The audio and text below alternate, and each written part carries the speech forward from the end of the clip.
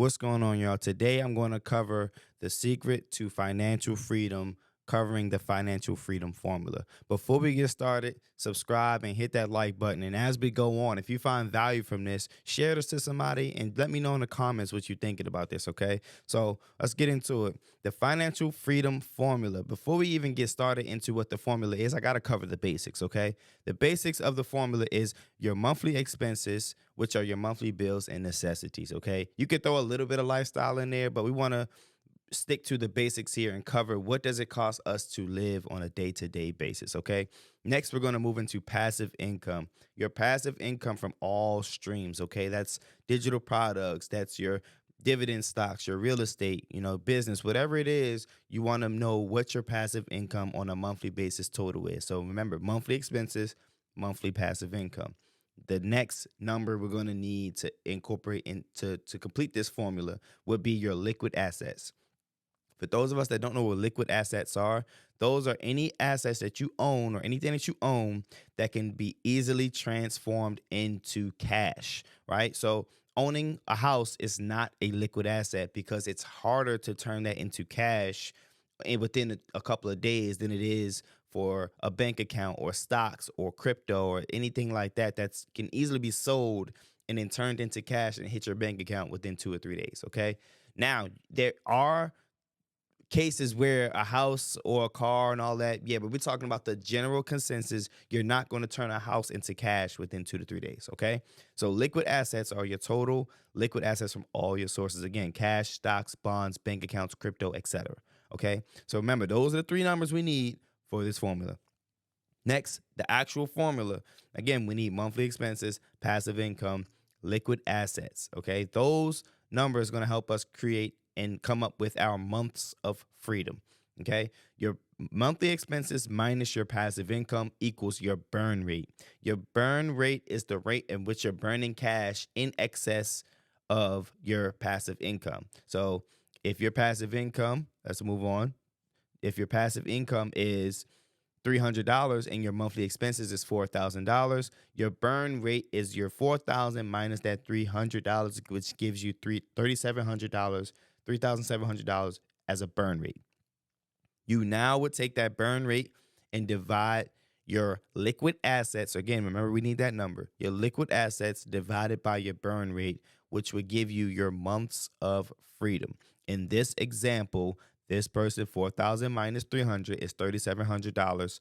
They have a total liquid assets of $10,000. So you would take 10,000 divided by 3,700, and you would get 2.7 months of financial freedom. That's not a lot of freedom, okay? But that's more freedom than a lot of us have. As long as you have this formula, you can then start to craft how many months of freedom are you looking to get? Is it 10 years? Is it 15 years, 20, 30 years, right? A lot of us talking about retiring early.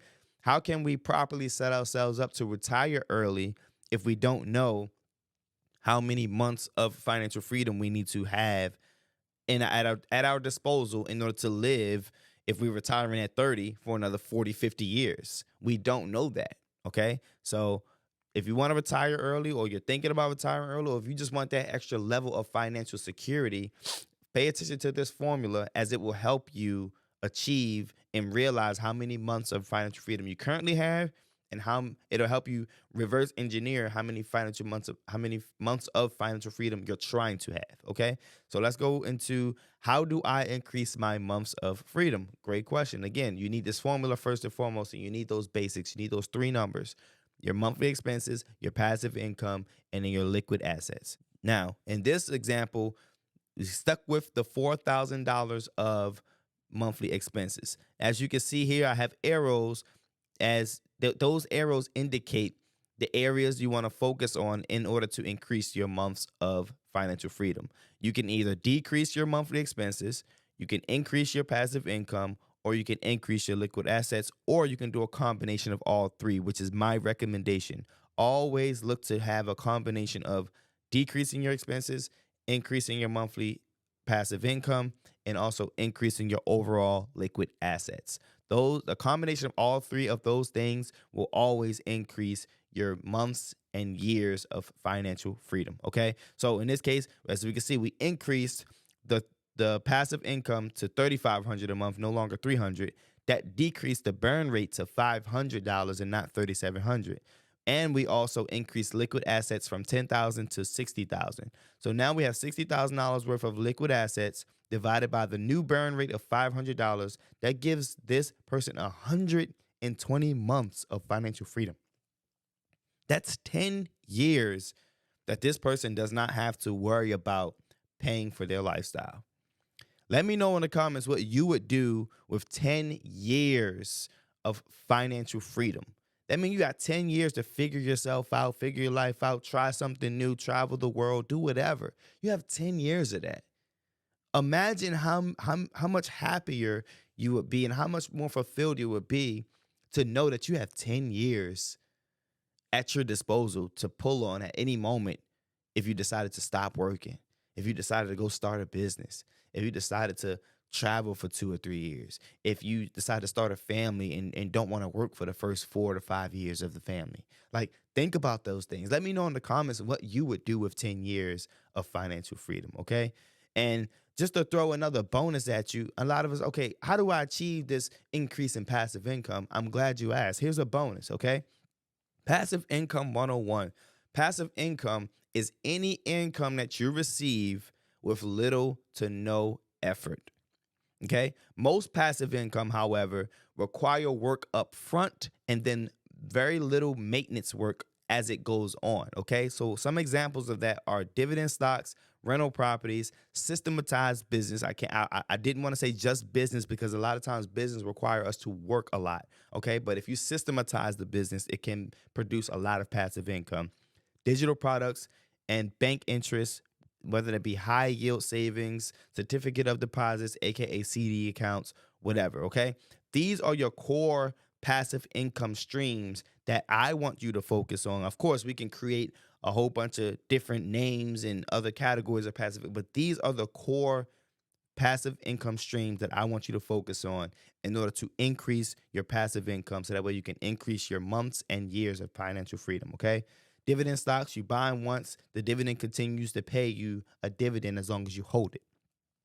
The rental properties, once you purchase it, it requires a lot of work to set it up. But once you put property management in place, once you put together a rental collection system, a tour system in terms of people coming to look at it when it's vacant, all those things. Once you systematize that, it becomes passive because you just check in on it, or you may respond to an email, or pick up the phone for a phone call in terms of a maintenance request.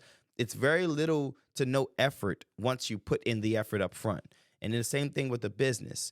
Same thing with digital products. Once you start the digital product and or business, your goal should be to race towards systematizing, setting up processes, and then delegating the entire thing out. That way it can become passive to you and you just do little maintenance to keep it going, okay? So those are the categories. Those are the things I want you to focus on when it comes to creating passive income. And also to best utilize the passive income formula. Again, remember, you need your monthly expenses, your monthly passive income, and your liquid assets total, okay? Then you're going to come up with your burn rate, divide your liquid assets by your burn rate. That'll give you your total months and or years of financial freedom. I hope you utilize this formula, this calculation to start the work. And remember, those passive income streams we want to focus on to give us the passive income in order to make this formula work properly for us. I hope you found value in this. If you did, please, by all means, subscribe, like, comment, share this. I want to create a community of billionaires in training and or people seeking financial security, financial freedom, wealth, whatever we want to call this stuff, man. Look, let's just build a community around this. Let's all fight for financial freedom, and let's all try our best to achieve a significant amount of months and years of financial freedom. My name is Kenyon Sellers. Thank you guys so much for tuning in.